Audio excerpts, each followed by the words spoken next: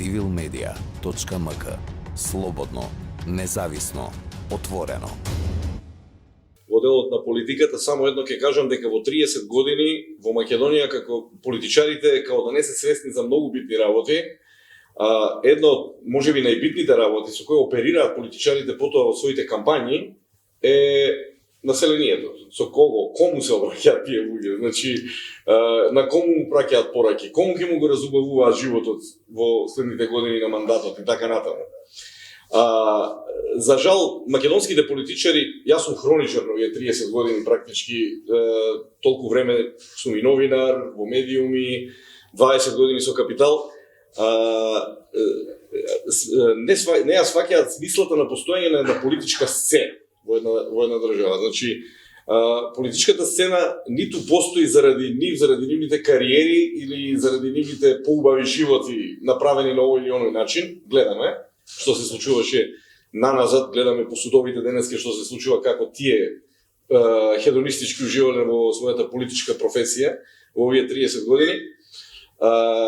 И не сваќаат една работа дека смислата на постоење на политичка сцена, особено во демократија, е да им служат на граѓаните во неколку најважни области. А тоа е животниот стандард, економскиот просперитет, инфраструктурното подобрување на државата како таква, значи во поново време со новите агенди во светот, еколошкиот аспект, зелената енергија и така натаму и така натаму. Сега ја ги наброев неколкуте битни работи за кои е битен попис. Видете сега, анахроно е и глупаво е да се зборува дека Македонија во моментот располага со податоци од попис направен 1992-2001 година. А тогаш сме направиле попис врз основа на цела една транзиција од 10 години, од 92 година, каде што имаше се. Значи ние, ако тргнеме дека и тој попис во 2001-2002 е направен постконфликтно, значи во услови на политички стрес и така натаму, со можеби не до крај точни податоци, пошто имаше и раселено население и сите тие работи, имаше и внатрешна раселеност, имаше и надворешна раселеност, и од внатре према надвор. Извонреден аспект, точно. Значи ние и тој попис прашање е колку ни е релевантен од 2002 година. Втора работа, тој попис во својот аспект на аналитика потоа до денеска, 20 години потоа, оперирал со податоци од раните 90-ти години кога се осамостојувала државата. И тогаш е прашање каква релеванција имал пописот при станување независна држава. Значи ние во целата независност со 30 години имаме два пописа и за двата еве ја кажувам, дали испадне сега дека нели општо мислење е ова, моje лично мислење е дека многу малку релеванција има и во двата пописа. Мислам, има дел кој може да се кажува и дека е нерелевантен во тој аспект. Сега, за да не фаќаме дебатата во тој дел, нема да навлегувам тоа се извонени документи кои до сега не се подлабоко, значи во тој дел. И ако тоа го земеме како една логична матрица сега за овие 30 години, ние практички прв пат сериозен попис правиме. Во кој контекст сега го правиме тој попис? Треба да го направиме во услови 20 години потоа, после последниот попис. Вториот контекст е попис како членка на НАТО. Ќе кажам подоцна зашто ја врзувам таа паралела. Трето, како правиме попис пред почеток на преговори со Европска унија за членство во ЕУ. И на крајот, четвртиот најбанален аргумент, попис во 21 век во 2021 година. Каде што никаде во светот тоа не е тема. Се разбереме, никаде во светот тоа не е тема. Дури ни на Балканот не е тема. Во Хрватска веќе тоа не е тема. Предпоставам и во Србија не е тема, они имаат едно друго прашање што го решаваат. Од тој дел меѓутоа не би било тоа тема таму и така натаму. Три за мене клучни постулати на пописот се важни. Едниот е економската податоците од пописот се база за носење стратешка економска политика на владата. На било која влада. Во овие 10 години за очекување дека ќе се смени влада, така? Да предпостави. Во следните 10 години. Значи и за оваа влада, и за другата влада, и за третата влада, овие податоци се многу важни. Второ, битно е кај компаниите и кај физичките лица за водење деловна политика. Значи, деловна политика. Под деловна политика во овој случај подразбирам не само политиката на деловната политика на компаниите и на фирмите, туку и стратешки промислување, размислување на физичките лица во државата. Значи, денеска ние имаме луѓе кои не се предприемачи, ама тоа не значи дека утре нема да бидат предприемачи. Да отворат фирми, некој денеска се мачи со тоа што да работи во животот, да фати професија утре, нешто да работи, не сите сакаат во државна администрација да се работат, луѓе сакаат во приватен сектор да работат, врз основа на што ќе носи заклучоци. Идниот предприемачи, не денешните предприемачи, идните предприемачи, тие од денес натаму. И трето, а од третото ќе се обидам да почнам да ги анализирам овие три работи, ако сакате, и за партиски политики водење. Битен пописот. Сега ќе ви кажам зошто. Ќе направиме една директна аналогија и поврзана со годината во која сега денеска живее, 21 година. Ние имаме локални избори кои треба да се одвиваат во октомври, поново. Сега ја ги прашувам партиите, лидерите на партиите. Како ќе ги прават своите политички програми према локалното население? Во делот на економските програми. Најбанално, ќе ветуваат изградба на спортска сала. Ќе земам два града, Штип и Тетово, така? И сега градоначалниците ќе треба да ветат изградба на спортска сала. Со колку гледачи ќе биде таа спортска сала? Значи, треба ли да имаме податок колку луѓе де факто ќе одат на спортски надпревари? Ќе правиме од уметнички дојам ќе правиме спортска сала. Значи, на Тетово ќе му треба 25.000 арена. Значи, ми ја фаќате поентата на работите. Јас земав еден банален пример, спортска сала. Меѓутоа, вие треба да ги направите локалните патишта. За кои луѓе? Општините имаат села. Македонија е позната по напуштени села. Ја и ден денеска се чудам на многу дали градоначалници. Зборувам не само за овие градоначалници, него и за наназад градоначалниците што беа. Ке направи пат. Јас по потекло сум од Штип и знам на пример дека штипските села се иселени. Јас се смеам кога ќе ми кажат дека сега ќе го направиме патот за тоа и тоа село. Во тоа и тоа село живеат 20 старци. Значи, ја банализирам темата, не дека не треба пат да се направи, бидејќи на крајот на денот ќе свртиме тезата, ако направиме пат, па може и ќе се доселат нели луѓе во тоа. Така да два краја има муабетот. Меѓутоа, конкретно за околу пописот многу е битно со што располагаме ние на теренот. И така се форматираат економските програми во делот на политичките програми на партиите. Ако партиите не се свесни за тој момент дека им треба ресурс за да ги направат своите политички програми, тогаш како ќе им се обраќаат на своето локално население? Дали ние во октомври во кампањата ќе имаме темата на кампањата ќе биде го продадовте името на Грција, не ги решивте проблемите со Бугарија и пак на тие две-три теми ќе се водиме цело време. Значи, нашите граѓани на локално ниво очекуваат да им се обратите, да ми се обрати политичката сцена со проекти. Меѓутоа тие проекти треба да бидат паметно одбрани. Треба да врз основа на статистички податоци. Второто ниво е деловни политики на компании. Зошто е битен пописот? Кога една компанија инвестира во нов погон на домашниот пазар, таа мора да знае колку луѓе фактички е потенцијалниот пазар на компанијата. Од тоа се мери, како велат, market share. Значи, утре компаниите се надпреваруваат меѓу себе според пазарната присутност на... Еве и сега имате вие во Македонија компании кои работат за домашен пазар, да речеме, во тој дел. Која е добра, која е лоша компанија? Кои компаниите знаат и колку производи треба да произведат за на пазарот? Тоа се тие деловни планови што треба да ги прогнозирате. Врз основа на тие деловни планови правите проекти кои ги дават дека и банките да ве кредитираат. Па ставате хипотека на компаниите за тоа. Значи, се е од потрошувачот. Другото име на граѓаните во современо време е потрошувач. Ние освен што треба да си ги преброиме граѓаните како такви, ние треба да си ги преброиме потрошувачите. Потрошувачите имаат своји навики.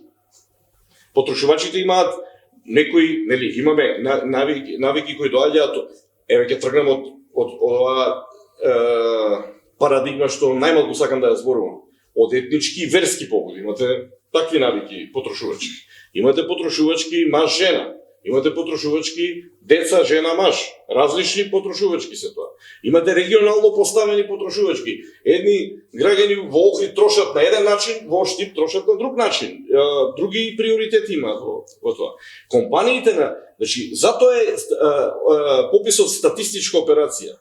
Заради тоа што тој е ресурс во рацете на компанијата каде што многуте компании во Македонија го билдаат бруто општествениот производ, GDP-то на економијата. Значи, тој аспект никој не го анализира и не го размислува дека многу 80%, јас сум ги гледал тие прашањата во прашалниците, 80% од прашањата во прашалниците за пописот во суштина директно или индиректно помагаат на економско-општествената сцена, значи економската сцена, социјалната сцена во Македонија.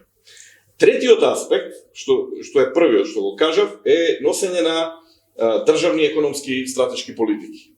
Знаете што ќе ви кажам?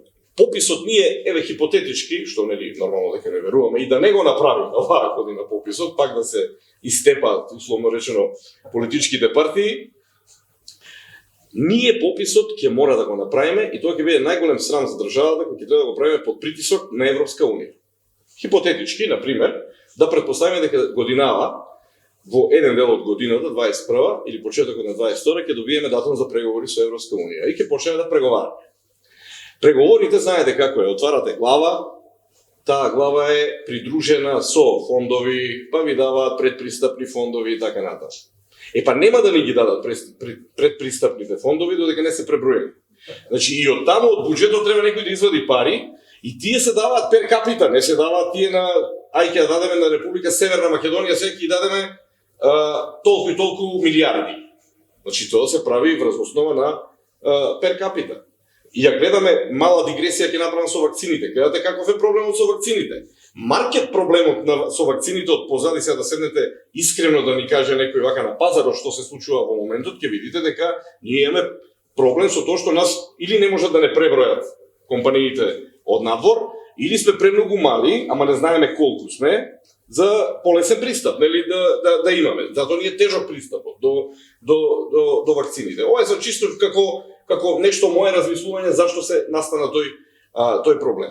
Што значи сега тоа? Значи државата не може да води стратешка економска политики со проекти во разни сектори, да може да ги пласира како нешто што треба утре да го isfinansira, значи да го подржи во тој дел. Како ќе го дефинираме регионалниот економски развој? Или оно што го викаме ЛЕРН, локална економска реформа, на пример. Како би се тоа дефинирало кога ние не знаеме колку луѓе де факто дневно живеат во градовите, во селата? Како ќе дефинираме колкав е земјоделскиот потенцијал на Македонија? Еден индикатор што го покажува земјоделскиот потенцијал е расположливо земјиште. Добро, тоа го знаеме. По хектари, квадратури и така натаму. Дури да речеме можеме и да видиме што е обработено, што не е обработено. Сега има дронови, можеме да снимаме и сето тоа да го видиме. Меѓутоа, не знаеме најклучна работа. Колку луѓе потенцијално може да работат на земја во Македонија. Ние таков податок, внимавајте, ние оперираме со, ако не се лажам сега, со резерва кажано, над 75.000 земјоделски семејства имало во Македонија. Мислам дека е тој податок. Знаете од кога е тој податок? Тој е стар податок, ајде да речеме дека ја ажурирале некој, меѓутоа, знаете, имате денеска и така наречени натурализирани земјоделци, кои земјоделци со сила станале, врз основа на некои субвенции што ги добивали државно земјиште што изнајмувале. Тоа не значи дека се тоа земјоделци. Значи во тоа да треба попишувачот да отиде на терен во селото, да провери, да види, овие се земјоделци и ќе попише и аналитиката понатака. Во следните 10 години до следниот попис 2031 година, значи до тој попис ќе располага со свеж податок колку потенцијал имаме ние на дневна основа на земјоделската површина во Македонија. Од колку луѓе ние може да очекуваме земјоделско производство. Тоа е поврзано со субвенциите утре. Еве ви економска политика која треба да дефинирате ниво на субвенции. Тоа е исто така поврзано со фондовите од Европска унија, ИПАР фондови. Кога ќе почнеме преговори со Европска унија, пак имате огромни фондови за рурален развој. Пак имате фондови за кохезија внатре, значи во земјоделството, значи преструктурирање на земјоделството. Од колку луѓе ќе очекуваме дека утре треба да произведуваат јагнешко месо, на пример. И така натаму и така натаму. Значи, гледаме сите дека е ова суштинско прашање.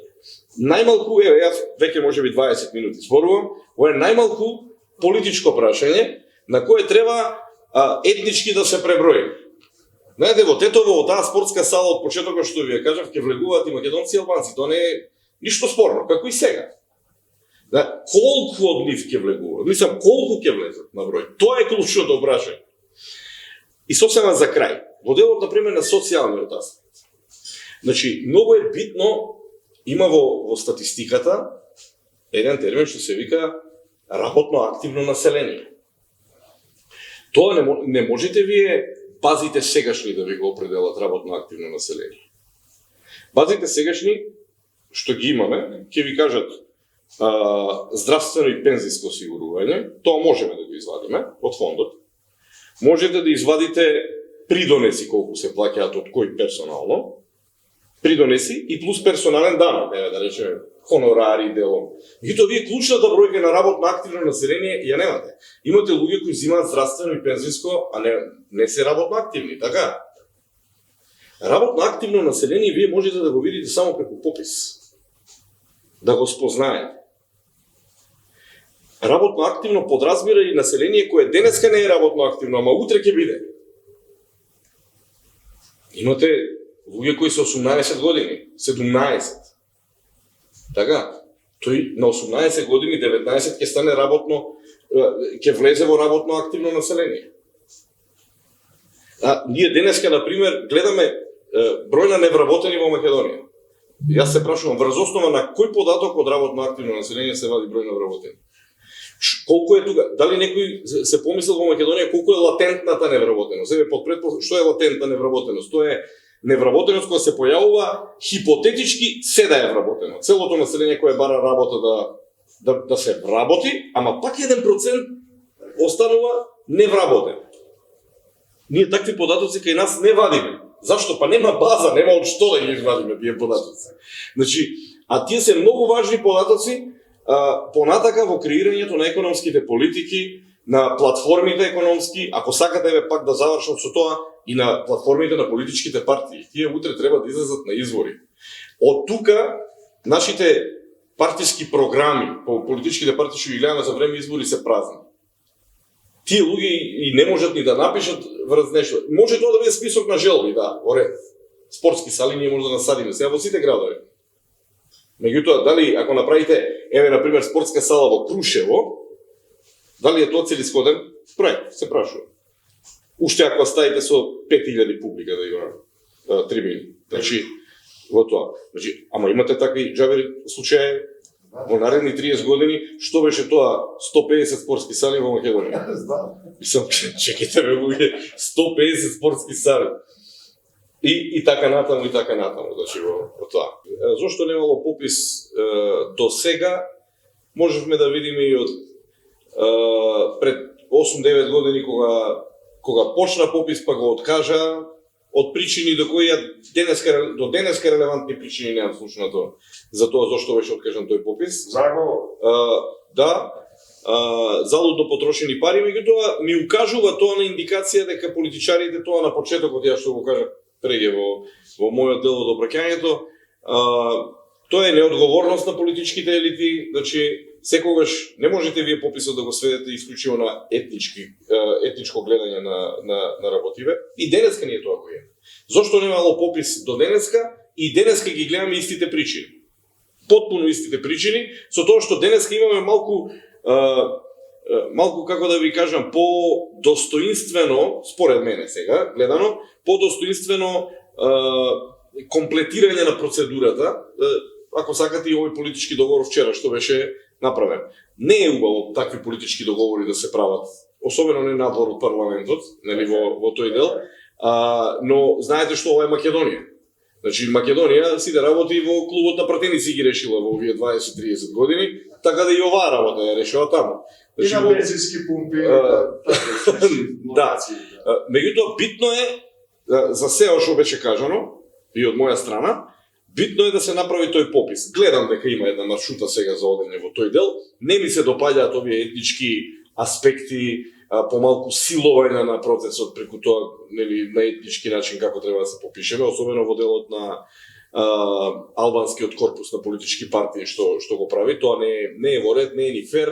На крајот на денот веројатно не е ни законски, сега не сум јас тој да толкувам колку е тоа законски или не. Што се бара, претпоставувам дека тој политички процес сега што ќе се одвива, еве да речеме од денеска натаму, дека ќе го реши и тој аспект на работиве и дека ние ќе добиеме во една убава атмосфера попис. Тој попис кој мора да биде поддржан од сите структури во македонското општество. Знаете, попис не поддржан од еден слој на граѓаните е нерелевантен попис. Значи џабе сте го направиле. Значи во тоа, значи мора сите да се попишат за да знаеме колку е тој аспект. Ја на крај само со уште една парадигма ќе завршам. Знаете, многу е битно пак да се вратам на тие економски аспекти на работиве. Во светот делот на економијата врзана со пописот се мери пер капита. Тоа е зборот, значи пер капита. И кога бруто општествен производ мерите, го мерите во тотал цифра, ама го мерите и пер капита, за да извлечете милион заклучоци како треба да се одвива економијата понатаму. Дали да се задолжите, дали да се подпрете исклучиво на сопствените сили, дали ќе чекате подобри времења, дали ќе пропаѓате во сиромаштија, дали ќе чумаеме во безидејност и без перспектива и така натаму и така натаму. Во Македонија имате луѓе кои се пријавиле во Заводот за вработување да се вработат, меѓутоа тоа е помалиот број, поголемиот број имате луѓе кои како чадор стојат од озгора, се работно способни, ама има некои не се пријавуваат во Заводот за вработување. Знаете зашто? Едноставно наследиле од транзицијата македонска од 90-тите години милион евра. И тие генерации сега пораснали и викат зашо ја ќе работам. Сега јас ќе возам ауто, ќе живеам, ќе ги трошам парите од дедови и не се пријавувам во Заводот за вработување за работа. Што правиме? И тој е работоспособен. Него системот мора да го препознае. Значи, затоа е битен пописот. Јас сега кажам банална ствар на крајот, меѓутоа, знаете колку вакви работи има за кој е важен пописот во Република Северна Македонија. Civilmedia.mk. Слободно, независно, отворено.